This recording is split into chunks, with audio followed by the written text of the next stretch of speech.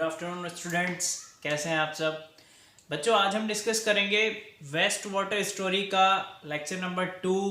इससे पहले हम एक लेक्चर डिस्कस कर चुके हैं, 2 लेक्चर हम डिस्कस कर चुके हैं जिसमें हमने इंट्रोडक्शन देखा था वेस्ट वाटर के बारे में एंड सीवेज हमने पढ़ा था कि सीवेज होता क्या है। ठीक है, बहुत ही इंपॉर्टेंट चैप्टर है, बहुत ही मज़ेदार चैप्टर है क्योंकि हम हमारे सराउंडिंग्स में सब देखते हैं, है ना। बट हम गौर नहीं करते कि एक्चुअली में हो क्या रहा है। तो बहुत इंपॉर्टेंट चीज़ है, अवेयरनेस है।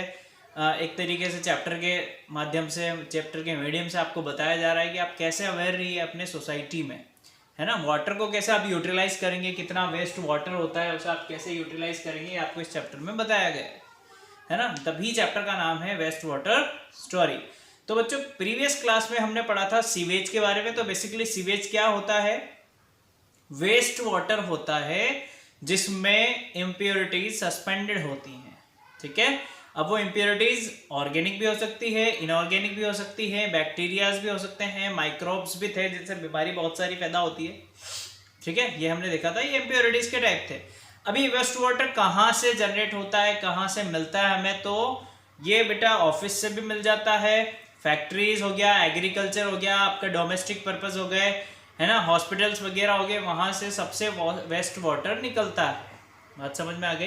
तो सीवेज कहाँ से आता है ये हमें पता लग गया था। देन अब हम देख रहे हैं कि वाटर फ्रेशनअप, एक जर्नी वाटर की कहाँ से कहाँ तक जाती है, कैसे वाटर फ्रेश होता है, कैसे वाटर गंदा होता है, ये सब हम देखने वाले हैं आज की क्लास में। Okay, so let start the class. देखो मैंने यहाँ पर लिखा हुआ है टॉपिक बेटा, वाटर फ्रेशनअप इवेंटफुल जर्नी किस तरीके से होती है ये देखिए जरा। अगर हम घर की बात करें बेटा, हमारे घर में 2 सेट्स ऑफ पाइप्स लगे होते हैं, जाके देख लेना। एक सेट्स ऑफ पाइप में क्या होता है, फ्रेश वाटर आ रहा होता है। जो स्ट्रीट में जो वाटर टैंक लगा होता है, कहीं पर अगर वाटर टैंक से पानी आ रहा है, किसी ने बोरवेल वगैरह ले रखा है, बोरिंग वगैरह लगा रखी है, तो एक सेट्स ऑफ पाइप्स होगा घर में जिसमें फ्रेश क्लीन ड्रिंकिंग पर्पज कह लीजिए, या और अदर खाना वाना बनाने के लिए भी आप क्लीन ही पानी यूज करेंगे। तो एक सेट्स ऑफ पाइप में क्या होता है कि क्लीन फ्रेश वाटर आ रहा होता है। And second sets of pipe में क्या होता है बेटा, जो वेस्ट वाटर होता है घर का, लाइक आप टॉयलेट फ्लश कर रहे हैं, आप सफाई कर रहे हैं, है ना, पोछा वगैरह आप लगा रहे हैं, मोपेट ले रहे हैं आप, कोई दिक्कत नहीं है ना। तो जितना भी वेस्ट वाटर है वो सेकंड सेट्स ऑफ पाइप से घर से बाहर जा रहा है। बात समझ में आ रही है? 2 सेट्स ऑफ पाइप्स होते हैं, एक से फ्रेश वाटर आता है, एक से वेस्ट वाटर जाता है। तो मुझे एक बात समझ में आई कि वाटर को मेंटेन करने के लिए एक सिस्टम रिक्वायर है, प्रॉपर सैनिटेशन के लिए एक सिस्टम रिक्वायरमेंट है जो मेंटेन करके रखेगा कि फ्रेश वाटर ही अंदर आए और वेस्ट वाटर ही बाहर जाए। ऐसा नहीं हो कि जो क्लीन वाटर आ रहा है उसमें वेस्ट वाटर मिक्स हो रहा है और फिर अपन को मिल रहा है, तो बहुत सारे प्रॉब्लम्स हो जाएंगी हमें। तो प्रॉपर क्या चाहिए हमें, एक सिस्टम के अकॉर्डिंग सैनिटेशन प्रॉपर होने के लिए एक सिस्टम बनाया गया जिसे हम बोलते हैं बेटा सीवरेज सिस्टम या सीवेज सिस्टम आप जिसे बोलते हैं। ठीक है, बात समझ में आ रही? तो सीवेज सिस्टम है क्या? बेसिकली सीवेज सिस्टम कुछ नहीं होता बेटा। सीवेज सिस्टम क्या है, एक सेट्स ऑफ पाइपलाइंस है। क्या है? सेट्स ऑफ पाइपलाइंस जो क्या कैरी करता है, वेस्ट वाटर जो हमारे घरों से निकलता है। बात समझ में आ रही है?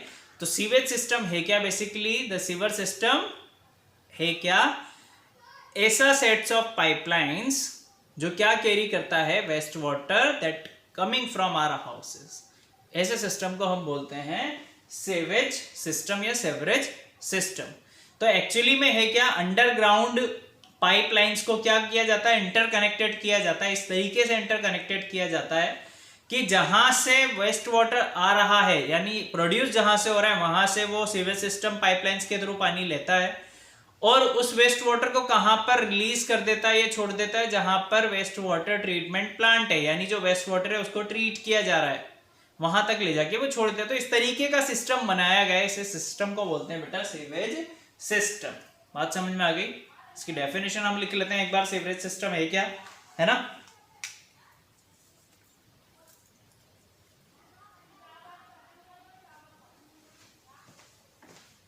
ठीक है, the sewage system a channel of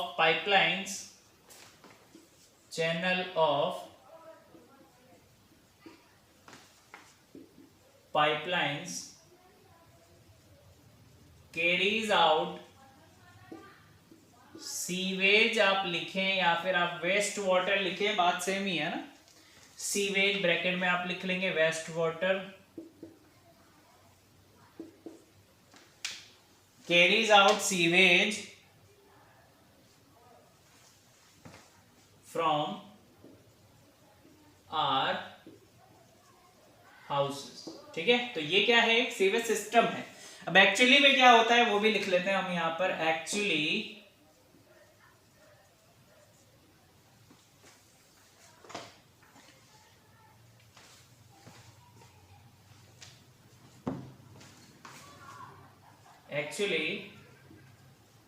sewerage is a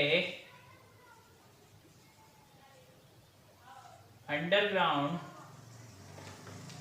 network of interconnected pipelines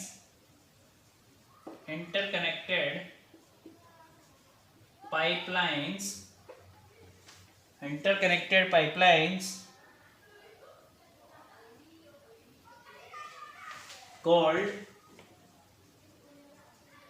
sewers carries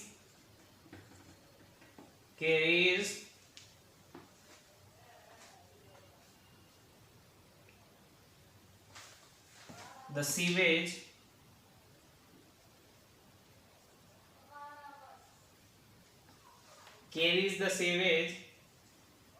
from the place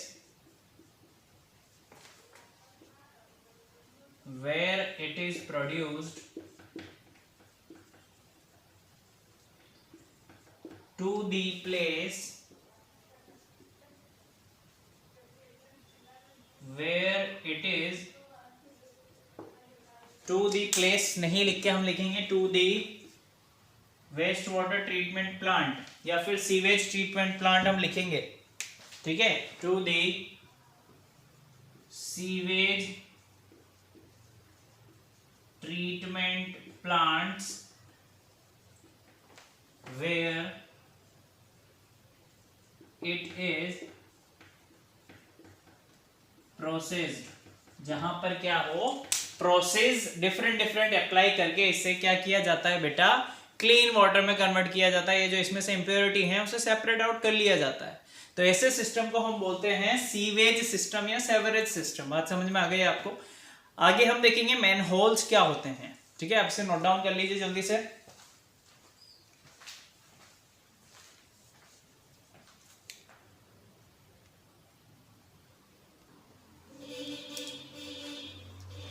ठीक है बेटा, नेक्स्ट देखो हमने लिखा है यहाँ पर मैनहोल्स।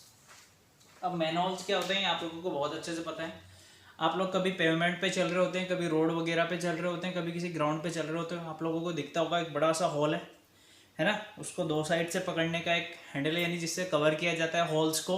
उस हॉल्स में क्या होता है, सीवेज सिस्टम को चेक करने के लिए हॉल बनाया होता है अंदर जाने के लिए। किसका अंदर जाए, वर्कर जाके म्यूनसिपालिटी का अंदर जाके चेक कर सके, क्लीन कर सके सीवेज सिस्टम को, इसलिए वो हॉल्स वगैरह बने होते हैं जो हमने बचपन से देखे हैं। पर हमें नहीं पता अभी तक किस चीज़ के हॉल होते हैं ना। हम सोचते हैं कि गवर्नमेंट ने बना रखे हैं, पता नहीं क्यों बना रखे हैं। तो एक्चुअली में होता है क्या, वो सीवेज सिस्टम के मैन होल्स होते हैं बेटा। मैन होल्स किस लिए होते हैं, एक वर्टिकल कवर्ड होल होता है, कहाँ पर पेवमेंट पे मिल जाएगा, रोड पे मिल जाएगा या फिर किसी ग्राउंड पे भी मिल जाएगा। किस लिए बनाया जाता है, सीवेज सिस्टम की क्लीनिंग करने के लिए, इंस्पेक्शन के लिए कि कोई कचरा तो नहीं फंस गया है। कई बार देखा होगा हमारे बाहर जो नालियां वगैरह बनी होती हैं उसमें पानी अटक जाता है, बहुत सारा साफ नहीं हो रहा होता है। तो क्या होता है, जो मैनहोल्स में से जो वर्कर्स अंदर जाते हैं वो इंस्पेक्शन कर रहे होते हैं कि कहीं कुछ फंसा हुआ तो नहीं है, अच्छे से सारा सिस्टम रन हो रहा है, मेंटेन तो है ना। तो मैनहोल्स बनाए जाते हैं इंस्पेक्शन के लिए, क्लीनिंग के लिए बेसिकली। ठीक है, आ गया समझ में। अब कहां पर होता है, तो जहां पर सीवरेज सिस्टम बना होता है बेटा, यानी पाइपलाइन जहां पर इंटरकनेक्टेड होती हैं आपस में, उससे हर 50 से 60 मीटर की दूरी पे एक मैनहोल्स होता है। यानी यहां पर अगर सीवेज सिस्टम बना हुआ है तो 50 से 60 मीटर की दूरी पे आप जाइए, आपको एक मैनहोल्स मिल जाएगा। ठीक है, या फिर किसी कॉर्नर पे मिलेगा जहां पर क्या है, एक पॉइंट है जहां से सीवर सिस्टम चेंज हो रहा है या डायरेक्शन सीवर सिस्टम की चेंज हो रही है। जैसे ऐसा कुछ बना हुआ है, ऐसा यहां तक ये वाला सीवर सिस्टम आ रहा है, यहां से क्या हो रहा है, डायरेक्शन चेंज हो रही है, इधर जा रहा है, तो यहां पर आपको एक मैनहोल्स मिल जाएगा। तो मैनहोल्स क्या होता है समझ में आया आपको? देखो लिख भी रखा है यहाँ पर पूरा, at the junction of two or more sewers, जहां पर बहुत सारे सीवर्स आके मिल रहे हैं, ये ऐसे, ये मान लो ये सीवर, ये इधर ये है और ये है, इस तरीके से, तो यहां पर मैनहोल्स मिल जाएगा। या फिर कहां मिलेगा, where there is a change in the direction of sewer pipelines, इस तरीके से बेटा, तो यहां पर भी हमें सीवर सिस्टम मैनहोल मिल जाएगा। बात समझ में आ रही है? ये हमने सीवरेज सिस्टम पढ़ा है, होता क्या है ये आपको समझ में आ गया, मैनहोल्स क्या होता है ये भी आपको समझ में आ गया है। अब नेक्स्ट क्लास में हम एक अच्छा सा क्वेश्चन करेंगे, देन हम डिस्कस करेंगे कि वाटर को कैसे रीयूज करने के लिए कैसे फ्रेश बनाया जाता है, कैसे उसका ट्रीटमेंट किया जाता है, वाटर ट्रीटमेंट प्लांट क्या होता है। ओके, तब तक के लिए आप लोग अच्छे से पढ़िए, कोई डाउट आता है तो आप पूछ सकते हैं बेटा। Okay, thank you so much, keep learning.